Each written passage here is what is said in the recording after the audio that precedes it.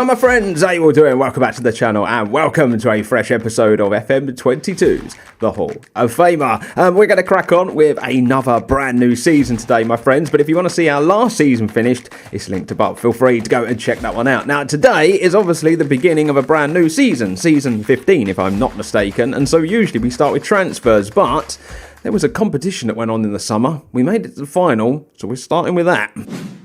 So here we go, gang. It is the final of the FIFA Club World Championship or Cup or whatever it's bloody called. They changed the name of this competition year on year. They've changed the format, haven't they, in recent years, where you play it out and it's once every 4 years, I believe now. Yeah, it's really confusing. I remember it was just every season around January.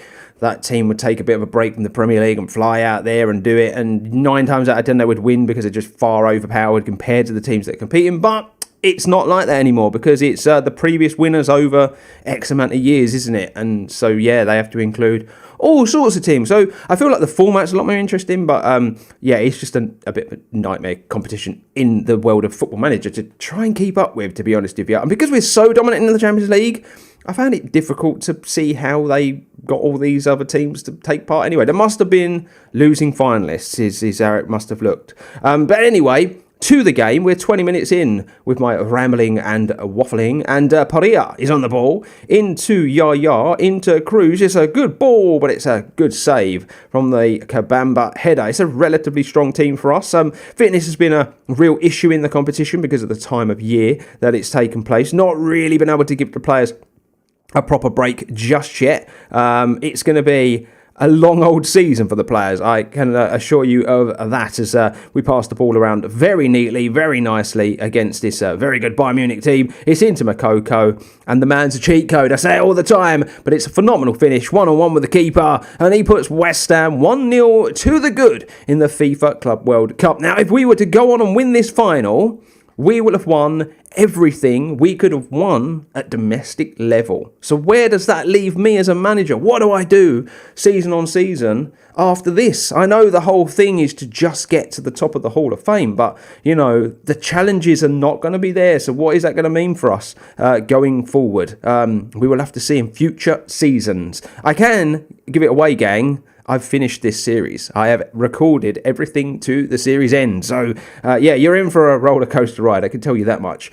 So, yeah, you've got, I believe, 2 more seasons after this one. So yeah, you're in for a treat. I can tell you that much. As the header comes in, it's cleared off the line in this one, and it's a good effort from West Ham. Now, I've also picked my series that I'm going to do for FM23, my long-term series. We are back to a Road to Glory-esque series where I'm picking one team as we score another, and it's 2-0 to West Ham. That's surely going to be given. I know that VAR is going to be consulted, but that looked onside to me, and it is onside in the game. But yeah, I've picked my FM23 series already. We're going long form for a Road to Glory-esque series where we're going to go with one team from the bottom all the way to the top, and then I'm going to be doing a bunch of mini series next year. I have planned a bunch of them out, and I'm also working on some other ideas. So yeah, we are going to be doing a fair amount of FM content next year, and I'm going to keep it on the channel as Bayern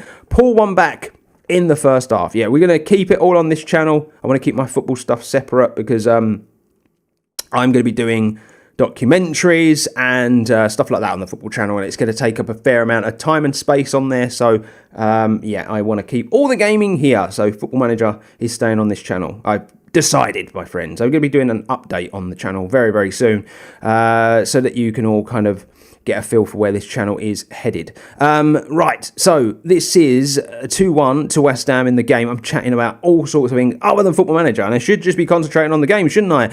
It's hard because I know how it ends. But anyway, it's 2-1 to West Ham, and Bayern pull that back. We're dominant in the game, it does have to be said. Maybe not so much on the possession, but definitely on the shot count, 12 to their 6. It's a good performance from West Ham to this point. As we come to the hour mark, it's the magic mark in the game. It's the point in the game that David Moyes makes a substitution without foul. Whether we're 3-0 up or 3-0 down, he will always make a substitution on the 60th minute. He's a creature of habit. Not all managers are, but he definitely is. And here we go. doing some work here through the substitutions of Bayern Munich. We're having to counteract it as they are on the football again, passing this ball around. It's good football from them. That's a really good ball if he gets there. But no, and that's just typical. That's just typical. This is what happens when you have pass out from the back, I've realised, on this year's edition of Football Manager. They don't look where they're passing it. They just pass it out from the back. See, there he's got a rose edit. I think passing out to centre-backs is something that I should take off my team instructions and just pass the fullbacks, because I think the wider passing anyway gets counter-attacks going quicker, whereas passing to centre-backs doesn't. You learn these things as you go along, gang. Anyone that plays Football Manager knows exactly what I'm on about. It's all about micromanaging the teams. You know, a lot of games, people have seen it. I start with this formation, and is that going to be offside? I'm not sure. Declan Rice is coming on for Nascimento, though. He's having a bit of a torrid time in the game, and let's hope this is chalked off. And it is chalked off. It's going to remain 2-2, but it was hearts in mouths moments as West Ham were cruising at 2-0 up, find themselves at 2-2, and Bayern are really, really turning up the temperature now in the game. But yeah, as I was about to say, people know I start with a 4-2-3-1, but it often changes during the game to kind of counter specific threats, even Pacific. What am I on about? I can't talk. Anyway, yes, you will see that Reece Neal was playing right back. He can do it. He's not that good at it, but he can do it because this is the problem with all the injuries that we've been picking up and the problems that we've had during this tournament. Fitness issues. We're having to play people where they really don't need to be playing. But King... was that King Cruz even? We've hit the post there. I can't even get my team's names correct now, but yes, Cruz even. Shouldn't really be able to come all the way over to the right-hand side when Draymac's on the football pitch, but I think a lot of that might just have to do with my instructions that he is the number one person to be taking throw-ins from the right-hand side, because that's usually where he is as this game is coming towards it's end of the 90, and we're going to move on into extra time as things stand. And there you have it. Bayern Munich have done very well there to pull that back, haven't they, to 2-2, and were a far better team in the second half. We've really kind of petered off. Not many shots compared to those guys. That's an easy piece of work for Andre Gomes, and he passes out to Alfonso, who goes to Draymac. It's now in to Kabamba. Ball coming back into Draymac. Now into Kabamba again. Into Neil. Kabamba. Ball over the top. Round the corner. It's into Makoko. Can he score? No, it's an excellent piece of defending. A really, really top-notch piece of defending that from the team. Ruben Kappa, obviously, is playing for Bayern Munich these days. You know, the £150 million centre-back. Unbelievable amount of money they paid for him. And, yes, he's not exactly having the greatest of games, is he? But that's money talks, as they say. Money talks. Money talks. Anyway, let's not sing that. Of Chinnikov comes forward, and that is a crossbar hit from Kabamba. I sound like a man who doesn't know what he's talking about. A crossbar hit. We've hit the beans on toast. Anyway, we've lost the football there. Bayern Munich now on the football. It's a very entertaining game, isn't it, for the neutral? Imagine this one if you didn't support either team. Me being a West Ham fan and their manager doesn't exactly help matters, though. I'm going to be very, very honest with you. But the ball goes back to the keeper. That's cleared out. Got to deal with it. Alfonso does. It nearly wasn't that convincing, but good work from the midfielder, Reece Neal. Comes back to him. Ball over the top. It's into Makoko again. He's got so much time, and Makoko cannot score. Oh, he's usually so good, so deadly in the one-on-one situations, but unfortunately, in this one, it's not to be. It's not the case. We now carry on to the end of the first half of extra time. With 15 minutes in front of us, it's now or never. And by never, I mean penalties, because the game has to be decided, gang. And it's unbelievable we find ourselves in this position after cruising to a 2-0 lead in 32 minutes anyway. But hey, that's the way the cookie crumbles. Sometimes we do have a little bit of an injury to Marvellous Sabanda. Just taking a look at the players there, see if we had any good penalty takers on the bench, and we don't. Surprise, surprise. Yes, I am still a black all of a sudden. That's a reference only people in the UK will get, but and of a certain age. If you're young and watching this and I mention Cilla Black, you're probably like, fuck are you talking about, Dan? But yeah, there you go. I am chatting a lot of stuff that is not FM today, but I'm just having fun with the series now. We can. We've done the hard graft. This is the easy bit. Just trying to win as much as possible so we can finish this off in style and I can be the greatest of all time. So then I can put a little crown on and be really happy. Anyway, it's going to penalties and I'm going to pick them and come back. And so here it is, the penalty shootout. And it's going to be Makoko stepping up first. And he scores. And I worry about Makoko because he's got unbelievable penalty taking, great composure, but he misses his fair share. Adeyemi now up for Bayern Munich. And he puts it away in style. Gomez getting absolutely nowhere near that. It's going to be Reece Neal to step up next for West Ham. Usually confident from the penalty spot. And he's confident again this time around. And it's now going to be Vardiol. I think that's how we say that name. Probably not. Butchered. Anyway, he misses. What a save from the goalkeeper. And now it's Kabamba, who is a bit like Makoko. Good penalty taker, but sometimes misses, but not this time. That was confident. That was really confident to just step up straight away and put it straight in the bottom corner. It's now up to Kappa, the man we let go to Bayern Munich. And he runs up, and that is an unbelievable penalty from a centre-back. It's now Sabanda's turn. He is carrying a little bit of an injury, and maybe it's a mistake to put him on penalties. But he puts the penalty away. It's 4 from 4. It's absolute perfection for West Ham at the moment. Now, will Gomez be the hero, or will it be up to our final penalty taker? We now find out as Rodriguez steps up to take the penalty for Bayern Munich. Here we go. Is it Gomez? Yes, it is! Andre Gomez wins the team the cup. Unbelievable effort from not just the team, but that goalkeeper. 2 penalty saves. Unbelievable effort. Lovely stuff. And so with that out of the way, gang, we can now crack on and look at the transfers. I'm also going to show you our season preview, how they expect things to go for us this year, and obviously the 2 season starters for us that kind of seem to be every season at the moment, and that is, of course, the Community Shield and the UEFA Super Cup. But first and foremost, let's talk transfers. As you're going to see, doesn't look like there's much ins, but a lot of outs. And we're basically season on season. But I think because I've tried to build a team with all the youngsters and whatnot, they're just contracts are running down. Some youngsters not good enough. Some forcing moves because they're not getting the playing time. It's a merry-go-round, basically, at the football club. We'll talk about the ins in a moment, but as far as the outs are concerned, you're going to see Marlon John. He was a youngster. He's left on a free. We've got Aaron Gorman, the youngster who we know about. He has gone out on loan for this season. If we go to the next page, you're going to see there's quite some big deals here. Trevor Cavell has left the football club. He has gone to AC Milan for £32 million. The English left-back, who never really settled in, did he? Never really got a start in place and had started to kick off about wanting first team football. He was never going to push Reicher out of the team, so it felt I felt like it was the best thing to do was to let him go. So, he goes off to AC Milan. Next up, we've got that of Thomas Eid, which might be a surprise to you as he was backup goalkeeper and a Champions League winner. He played the final, didn't he, for us last season? But he's left to go to Napoli for £12.5 million. A pretty solid goalkeeper, but again, was never going to shift Gomez in goal, who is absolutely amazing and super, super solid.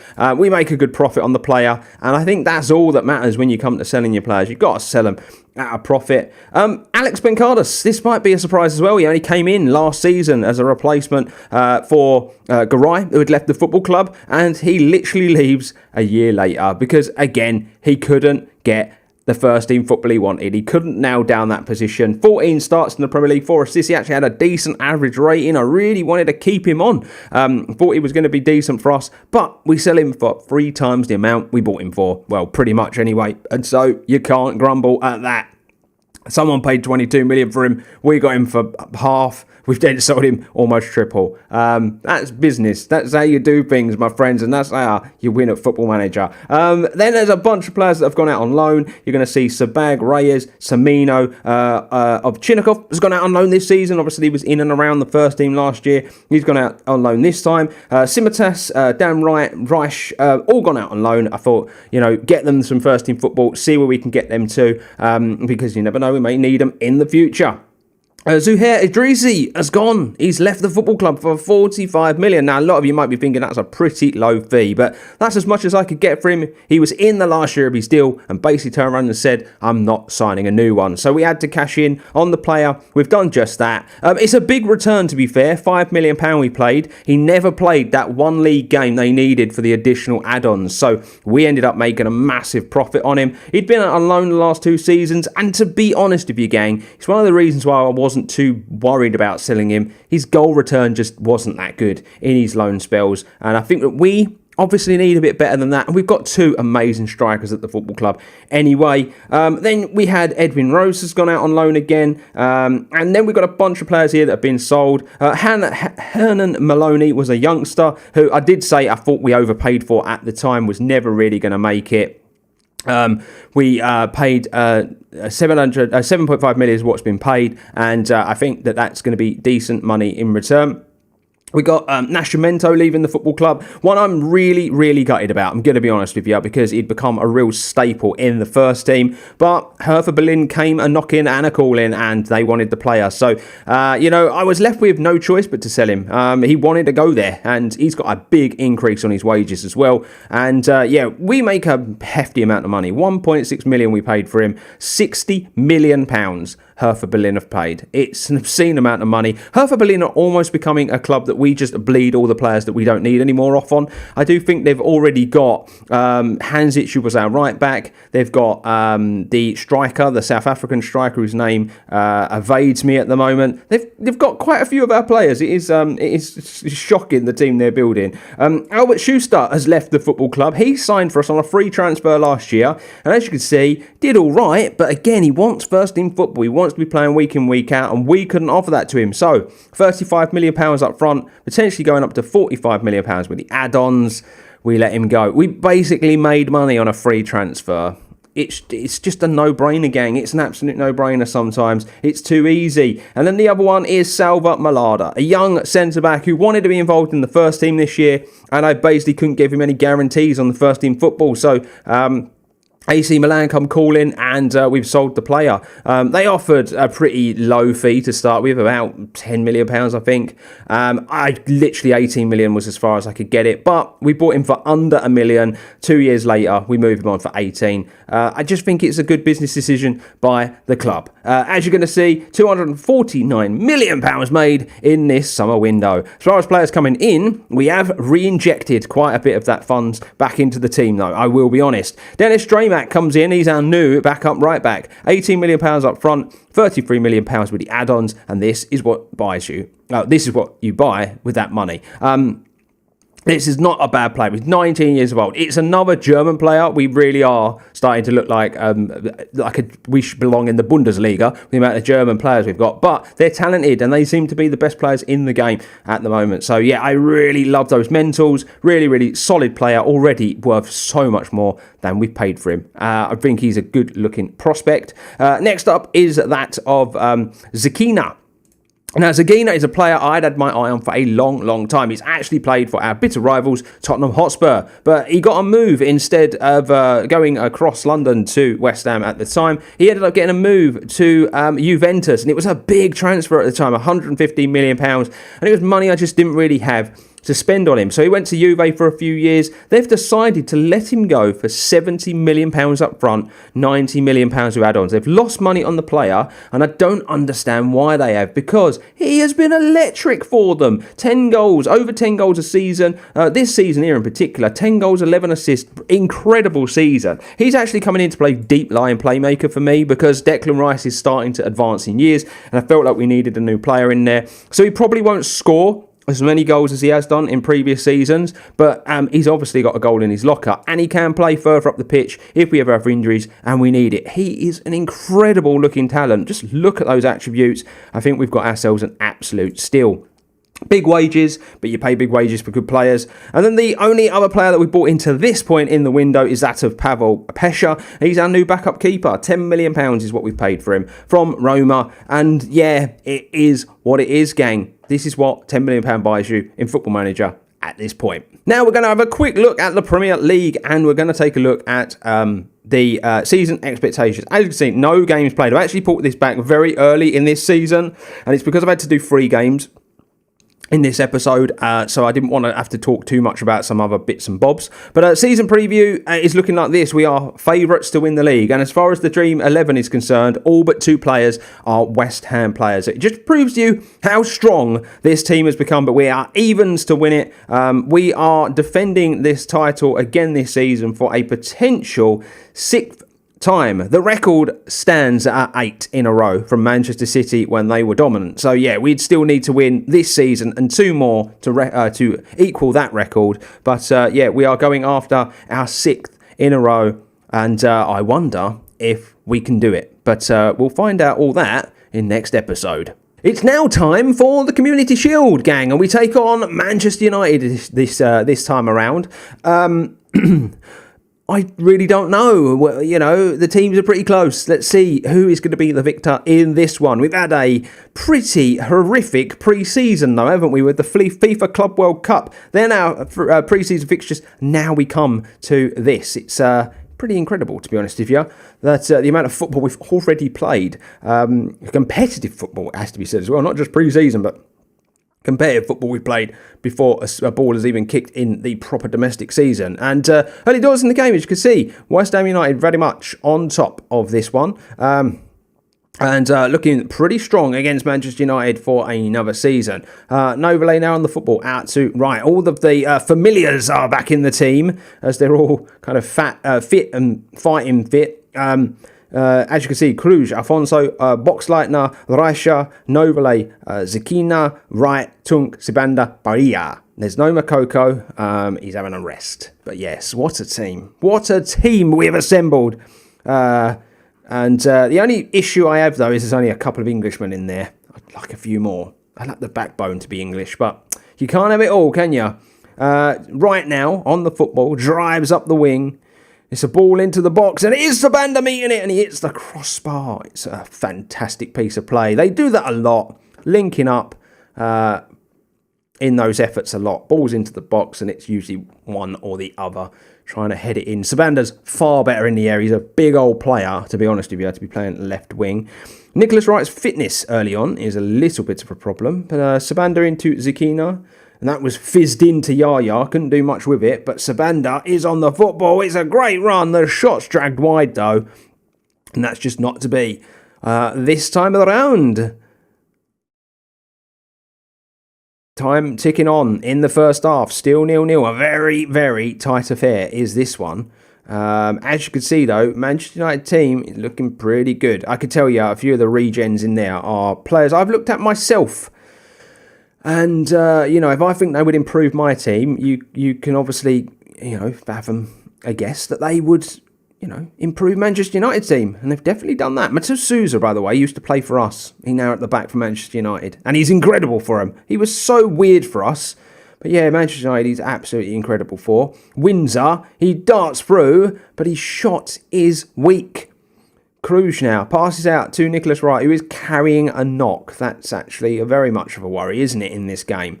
Corner, Yaya Tunk. Ball comes in. We can't get on the end of it. It's going to be Sabanda to go back and retrieve. He finds Novelay. Alphonse into Zikina. He finds Nicholas Wright, who comes back to Zikina into Sabanda. As you can see, Zikina's passing is just so crisp and lovely. And that's exactly what we needed in the centre midfield areas. And it's going to be Federico Bahia to score the first goal in the game and put West Ham 1-0 to the good. And that's exactly what we needed in the game to settle the nerves down. Very much the team on top as we reach half-time in the fixture. And we now move swiftly on into the second half after Pierfrancesco Papa comes on for the injured Nicholas Wright. We don't want that being any worse going into a brand new season. Boxleitner now on the football. He goes out to Alfonso into Skina, back to Boxleitner. It's a very early highlight in the second half. It's into Porilla, whose shot is pretty weak. It's got to be better there. You've got to go across the goalkeeper, haven't you? Doesn't happen enough for me in Football Manager, especially these teams that got... You know, we've got players who have unbelievable decision-making and composure. and they don't make the right decisions. I don't know, gang. I just feel like maybe this team should score a lot more goals than it actually does. But the second half, it is looking easy breezy, isn't it, for West Ham at the moment? It really is. Very much on top. And, it would be devastating not to go on and win this game from the position we find ourselves in. But Manchester United come forward through Perez Lanzaret, a player I've looked at myself. Musiala, as we all know, is an incredible player. It's into Windsor, who drives forward. It's an OG. It's into Alfonso, and there's nothing he can do about that. And as you can see, I was angry when I was recording this because I berated the team. I was like, come on, you're better than this, especially statistically better. Just don't score the goals when Mokoko's not in the team, unfortunately. It's just one of those things. You take him out, and we do struggle a little to convert chances into goals. Like I say, lots. He's a cheat code. He really, really is. Sabanda and Sakina and Afonso, not having the greatest games. Not really influencing it the way I would like, but it is what it is, gang. As you can see, past me, having a look. Is there anything tactically I need to do? No, is the question. Answer to that question, even. Yes, I'm just chatting absolute bollocks now. Just trying to get through the game. I know how it ends. Just trying to get through it, gang. Just bringing you up to date with how the Hall of Fame journey's going. And as we all know, it's dominant. Very dominant at the moment, isn't it? Checking those penalty takers again, as you do, because I worry about that. Oh, Noble's penalty taking. Not the greatest. And we're going to bring Kabamba on for him and drop Yaya Tunk into midfield. It is a role he can do. Maybe he's not that strong back there, but he can definitely do that role, in my humblest of opinions. With some very versatile players at West Ham now, that does have to be said. Can play multiple roles. I look at Kabamba, he can play through the middle, he can play up top, he can play on the right, he could probably play centre mid if he really wanted. He's that well rounded. I think we've signed basically a bunch of players that can really just do a bunch of roles. I look at Stefan Cruz. He's so wasted at right back. Like, he could be a class centre back and probably a really good ball winning midfielder. Like, really good. He's got all the attributes to do it. And Yaya Tonki to Kabamba. That was a lovely pass from Kabamba into Sabanda. Kabamba again, back to Sabanda. It's just double saved. I can't believe it. It's double saved with just minutes to go in this game. Manchester United hold on. Yaya Tunk is over the corner. It's headed out. It's well defended. It's going to be one of those highlights that absolutely comes to sod all. Or is it? As we are through again, and it's into Papa, who's shooting is, that's less than desired. Are we going to make just one more change? I think we might. I think it's going to be time to get some of these players on, especially the penalty takers. We need them on the football pitch. Even Declan Rice. It's weird seeing Declan Rice on the bench, isn't it? He's been a staple in this team, and it does seem very strange to not have him out there. We're going to have Cruz, though, and yes, that's saved. It was probably offside anyway. And the time is ticking on, and West Ham are going for it. As you can see, the highlights after highlight after highlight. It's the Yaya now. Over the corner, ball coming in, and it's dealt with very, very well by Manchester United again. And I'm pretty sure that is going to be that. I'm sure the Community Shield goes straight to penalties, by the way. I don't think there's any extra time played in the competition. No, I was right. Penalties coming up. And so here we go, gang. Second penalty shootout of today's episode. And it just seems to be the way everything needs to be decided today. As Windsor gets Manchester United off to an electric start. It's now West Ham's turn, and it's Kabamba up first. What is he going to do? He's going to put it in the back of the net. It's a lovely finish. As we've already seen, we're pretty good from 12 yards, but knowing me, I've probably jinxed us now. But anyway, Rashford is still at Man United and putting in the top bins. Unbelievable. Sabanda now, it's your turn. Can you keep us going? Keep us 100%. Yes, you can. Off the inside of the post as well. That was very dicey indeed. It's now going to be the turn of Musiala for Manchester United, and he makes it 3 from 3. And you know what? Being the second takers, it puts all the pressure on, doesn't it? Because you know they score, you got to keep it up. And it's Yaya Tunk! And Yaya Tunk puts it away with aplomb. Absolutely lovely penalty, that one. It's now the turn of Vos, the Dutch striker, who I believe they bought from Real Madrid. And he sucks it away with ease. It's a really, really good penalty, and the pressure continues to be on West Ham, and it's the new signing, Zakina. Can he score? Yes, he can. It's a confident penalty from the Brazilian. It's now Hannibal for Manchester United to take a pen. And can he put it away? Yes, he can. Straight down the middle, but with power. And so West Ham have to score this penalty to take it to sudden death penalties and keep the shootout going. It is going to be Declan Rice. All the pressure's on him. The club captain, he was brought on in this second half, and Declan Rice scores just about. It goes through the keeper's hands. He hits it with enough power that helped. It's now going to be Luiz, and he puts it away. 6 perfect penalties from Manchester United, 5 from West Ham. The standard is up there. It's a brilliant penalty shootout, ladies and gentlemen. It really, really is. It's now going to be Paria to take next. What's Paria going to do? Is he going to run straight up to it? No, he's going to take his time. It's Paria, and it's a good penalty, bottom corner. 12 penalties taken, 12 penalties scored. It's now Florian Claudino. I believe he's their left back. And the left back puts away as good as the striker does. Yeah, I wonder what else we can be doing with our time other than watching this penalty shootout going on for a fortnight. This episode's going to be a long one. But, you know, that's the joys. That's the joys of a long-form Football Manager series as Cruz puts it away. It's a cruise missile. Yeah, I went there. Anyway, it's Matos Souza. And Matos Souza puts it away. It's a really top penalty from the centre-back. It does have to be said. Has he scored the winner?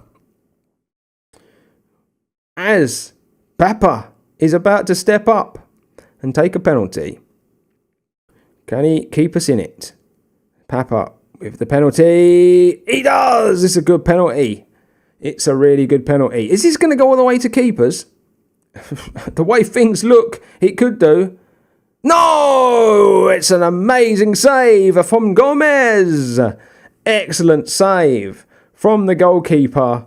And it's now going to be down to Raisha to win the Community Shield this year for West Ham United. Can he do it? No, he can't. It's over the bar. Unbelievable. Milenkovic scores in off the crossbar. This penalty shootout has had it all, ladies and gentlemen. We are only a couple more penalties away from it being goalkeeper versus goalkeeper. It's now going to be Alfonso, the centre-back. Can he score? Yes, he can. It's just still going. And it is. It's goalkeeper v goalkeeper. It's a Kola with the penalty. It's a good penalty. It's a really good penalty from the keeper. And it's now going to be the turn of Andre Gomez from the spot. Can he keep West Ham in it?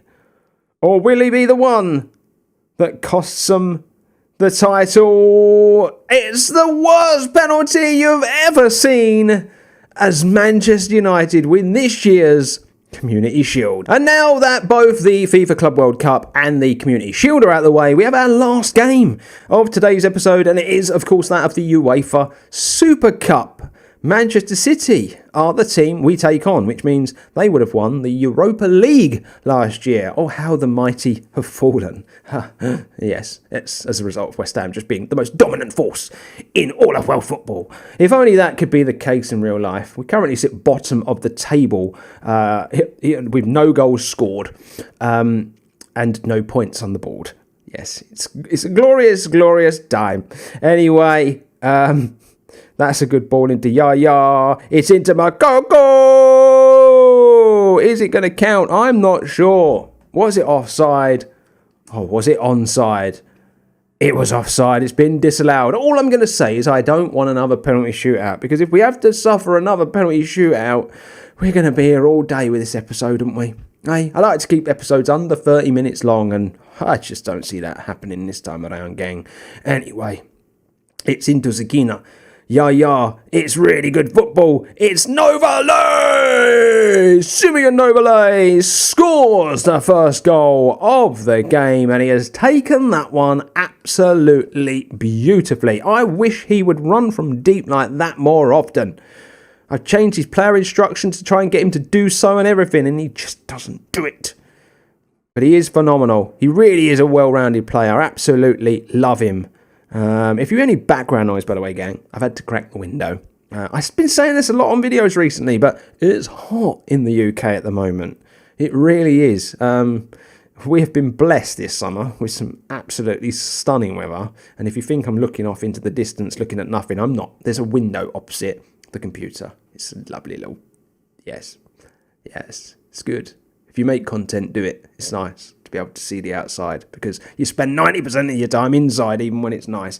Anyway, back to the game. 30 minutes gone, and West Ham looking very good. But Stefan Kruj has taken a knock. He's injured. It's time for Dennis Dramak to come on to the football pitch and hopefully carry on the high standards that West Ham have had from the fullback area.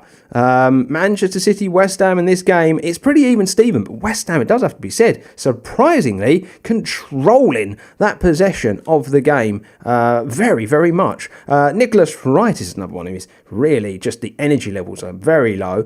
Did pick up a knock in the last game though, didn't he? I just don't trust Papa. He's very hit and miss. He can go from having the best game of his life to just being the worst player on the football pitch. So, yeah, I tend to just stick with that Sabanda combo. Game on, game. Anyway, half-time. It's good for West Ham. They're 1-0 up in this game and on the way to winning their second of a potential 7 cups this year. We know we can't win 7 because we've just lost the Community Shield, but that is what was on offer, gang. That would have been amazing to win all 7. I'm not sure. I know for sure it won't be happening again during the course of the series.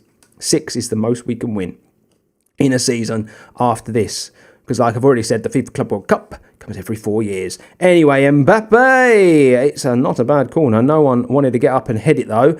And it's not bad defending. It's ping ball action. It's ping ball action. It's just deflecting off him, her, and their dog. And that's going to be 1-1. It's so easy for Manchester City to just dance on in around West Ham's defence and slot that one away. We are going to bring Papa on into the game for Nicholas Wright. Sorry, no, we're not. It's Kabamba. That's how much trust I had in Papa. That Kabamba's going to come on and play right wing. Wow. Poor old Papa. It's a lot of money we spent on him as well. Anyway, it's 1-1, and at the we're going to penalties again as things stand. If I was naming these episodes, that's basically what I'd call it, wouldn't it? Just the shootout. But I don't now. It's just it's season this, part this. This one's 15 part 1.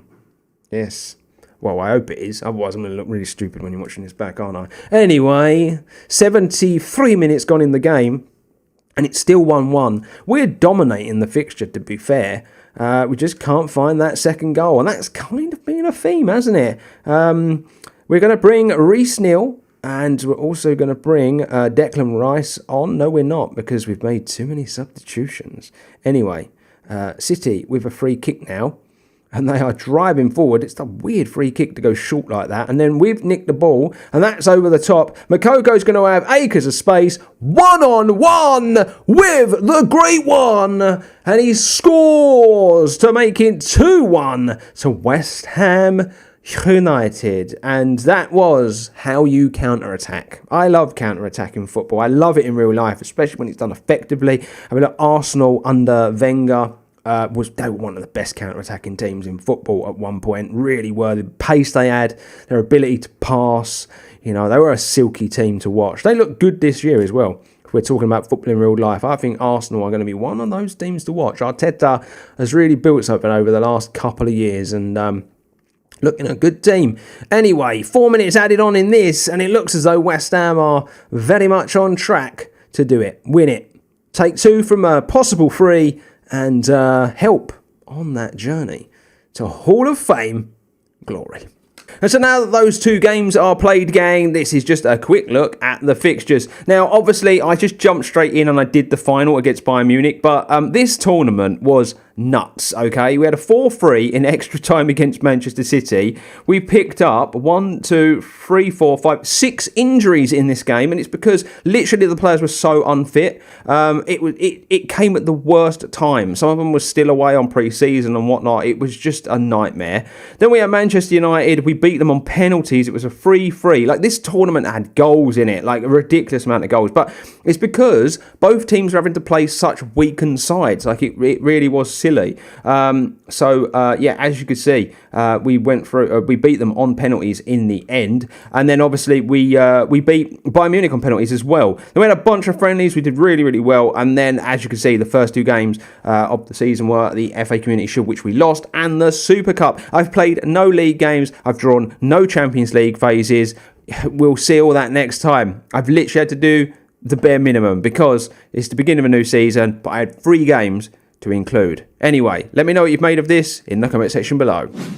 And so there you have it, my friends. We are done and dusted for another episode of FM22's The Hall of Fame. I do hope you've enjoyed it, my friends. Like I've already said, be sure to let me know what you're making of the series in the comment section below. Obviously, I've changed it up, haven't I, in the last few episodes. We are really on our way to the end of this as well.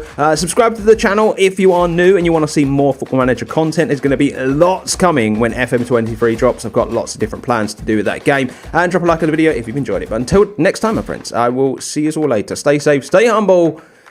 Latest, my friends.